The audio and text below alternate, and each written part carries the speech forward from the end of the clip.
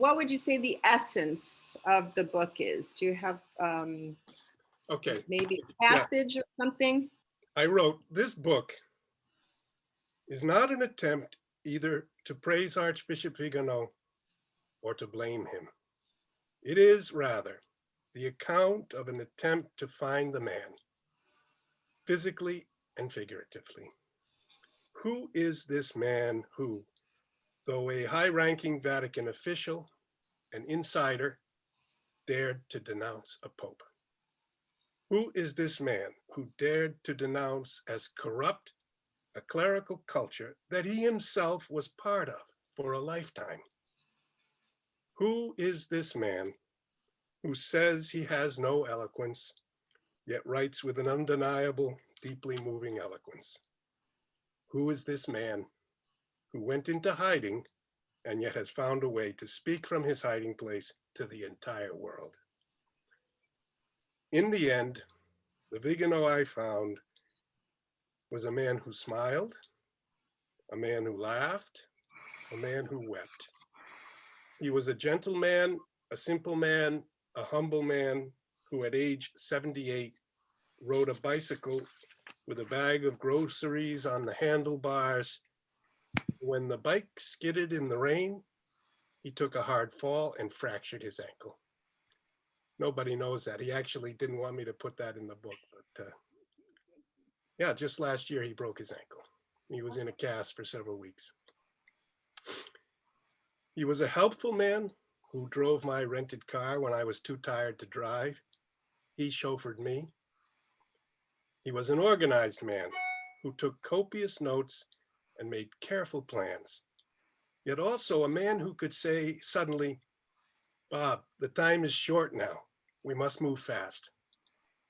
And then he would move dizzyingly fast. He was a man with a marvelous memory for names and dates and circumstances.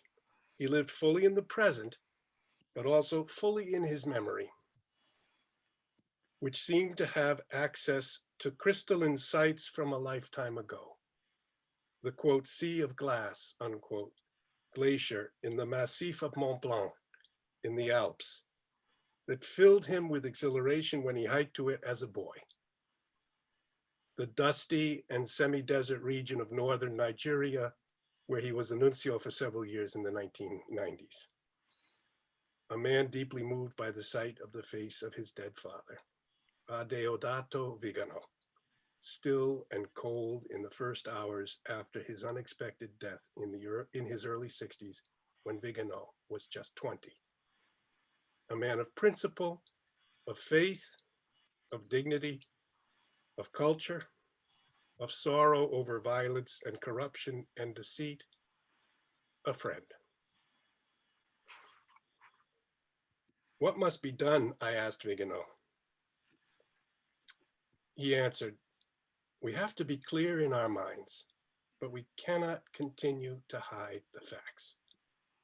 We must recognize that there is a project of the devil to destroy the church. The watchwords are a new church for a new humanism. No more Jesus Christ. This is all Vigano speaking. No more Jesus Christ. No more cross. No more confession and forgiveness of sins. We must fight against this project. Yes, we must fight for the faith. With God's help, with confidence, without pride. The time will come when everything will be out in the open. For now, we must study and pray and prepare ourselves spiritually for what is to come. I am speaking what I see and telling the truth as I see it, he continued. I cannot any longer stay silent.